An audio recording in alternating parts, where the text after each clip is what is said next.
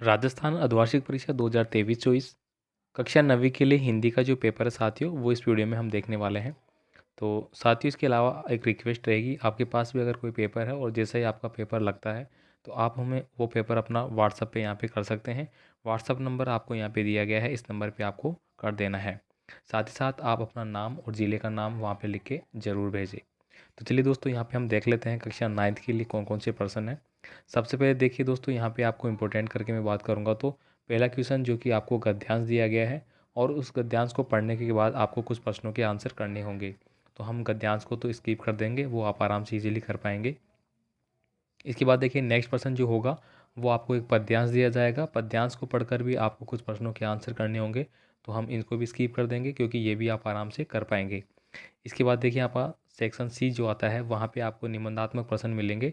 ठीक है, जिनमें कि दोस्तों आपको क्या करना है कि कोई भी एक टॉपिक पे आपको निबंध की रचना करनी होगी।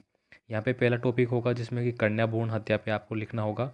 यहाँ पे कुछ पॉइंट आपको दिए गए हैं, इन पॉइंट को आपको इंक्लूड करना होगा। ठीक है, राजस्थान में एक बाढ़ समस्या, आप इन पे लिख सकते हैं।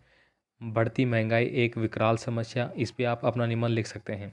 इसके अलावा देखिए फिर क्वेश्चन नंबर 4 जो है, स्वयं को महेश मानते हुए अपने प्रधानाचार्य जी को शैक्षिक भ्रमण पर ले जाने हेतु एक प्रार्थना पत्र है, वो आपको लिखना है। कुल मिला के यह है कि आपको शैक्षिक भ्रमण पर जाना है और उसके लिए आपको अपने प्रधानाचार्य जी को एक क्या लिखना है, अवकाश लिखना है। तो आपको सेवा में श्रीमान प्रधानाचार्य जो भी है वो लिखते हुए अपनी डिटेल यहाँ पे पेश करनी है। या इसके अलावा अथवा में एक आपको दिया गया है, आपको जयपुर का अमित मानते हुए प्रधानाचार्य जी को विद्यालय में बंद सह शैक्षिक गतिविधियों को सुचारू रूप से संचालित करने की व्यवस्था के क्रम में एक प्रार्थना पत्र लिखना है। यानी कि जो शिक्षा के उद्देश्य से जो क्लासें बंद पड़ी है, विद्यालय में जो बंद पड़ी है, जो भी चीज़ें जो नहीं है, स्पोर्ट्स एक्टिविटी माने या वो अदरवाइज, उनको वापस से चालू कराने के लिए आपको एक एप्लीकेशन लिखनी है। अब यहाँ पे देखिए दीर्घ अति लघुतात्मक प्रश्न आपके आ जाते हैं। नाना साहब की पुत्री का नाम क्या था? जानवरों में सबसे ज़्यादा बुद्धिमान गधे को समझा जाता है, इसको बताना होगा। सांवले सपनों की याद शीर्षक पाठ के जो लेखक है उनका नाम क्या है? कबीरदास का जन्म कब और कहाँ पे हुआ था? कैदी और कोकिला कविता के माध्यम से कवि ने किसका वर्णन यहाँ पे किया है? आम तरू की डालियाँ किससे लद गई थी? कैदी और कोकिला पाठ किसके योगदान को दर्शाता है? तो दोस्तों ये पेपर आपके लिए अति महत्वपूर्ण है, आपको इन प्रश्नों को एक बार ज़रूर देख लेना है, जिससे कि एग्ज़ाम में जो प्रश्न आपके इंक्लूड होंगे वो एक भी गलत नहीं होगा और अर्धवार्षिक परीक्षाओं में आपके बहुत अच्छे अंक आ जाएंगे। यहाँ पे देखिए अगला जो है आपका व्याकरण से रिलेटेड है। उपसर्ग लगाकर दो नए शब्द आपको बनाने होंगे। एक प्रत्यय लगाकर दो शब्द बनाने हैं, तो एक में तो आप लगा सकते हैं समाज प्लस एक सामाजिक बन जाएगा। ठीक है, इस प्रकार से। ठीक, दाल बाटी तथा राजकुमार शब्दों के समास वगैरह कीजिए तथा समास का नाम लिखना है। देखिए यहाँ पे आपको लिखा गया है दाल डेस करके बाटी, तो अगर ये डेस लग जाता है तो इसमें आपका द्वंद्व समास आ जाता है। ठीक है, इसके बाद दिया गया है राजकुमार, यानी कि राज्य का कुमार। ठीक है, तो इसमें आपका कौन सा हो जाएगा?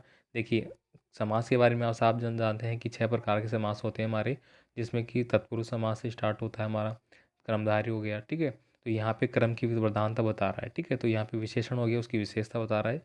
इसके बाद देखिए साकी शब्द का शाब्दिक अर्थ क्या होगा? तो साकी शब्द का शाब्दिक अर्थ आपको बताना होगा, यानी कि सखी सहेली से भी ले सकते हैं। और कबीरदास जी की साखियाँ भी थी, तो आप देखिए किस हिसाब से आप आंसर लिखेंगे। दो बैलों की कथा में दो बैलों के नाम क्या थे? तो हीरा मोती आपने पढ़ा था। यहाँ पे देखिए राहुल सांस्कृतयान का मूल नाम क्या था? कालिंदी। कूल कदम की डारन में कौन सा अलंकार है? इसके बाद देखिए रिक्त स्थान वाले प्रश्न है। सालिम अली कौन थे? तो वो आपके पता है कि पक्षी वैज्ञानिक थे। और लाशा की ओर विधा की रचना किसके द्वारा की गई है? शब्द के अंत में लगकर अर्थ में परिवर्तन करते हैं, तो वो कहलाते हैं मेरे प्रत्यय। ठीक है, रसखान काव्य धारा के सभी थे, तो किस काव्य धारा के थे वो? कवि ने ब्रिटिश राज का गहना किसको कहा है? गौरा झाग फेन से भरे पानी की रचना है, वो किससे कहा है? इसके बाद देखिए आपके 40 शब्दों में लिखने वाली प्रश्न है। छोटी बच्ची को बैलों के प्रति प्रेम उमड़ क्यों आया था? तो ये आपको बताना होगा। इसके बाद देखिए उस समय के तिब्बत में हथियार का कानून न रहने के कारण यात्रियों को किस प्रकार का भय बना रहता था? नेक्स्ट देखिए यहाँ पे तुम पर्दे का महत्व नहीं जानते हो, इसके बारे में आपको यहाँ पे व्यंग सहित स्पष्ट आपको करना होगा। चौथे सवैया के अनुसार गोपियाँ अपने आप को विवश क्यों पाती है? किस शासन की तुलना तम के प्रभाव से की गई है और क्यों? कवि ने गांव को हरता का जनमन क्यों कहा है।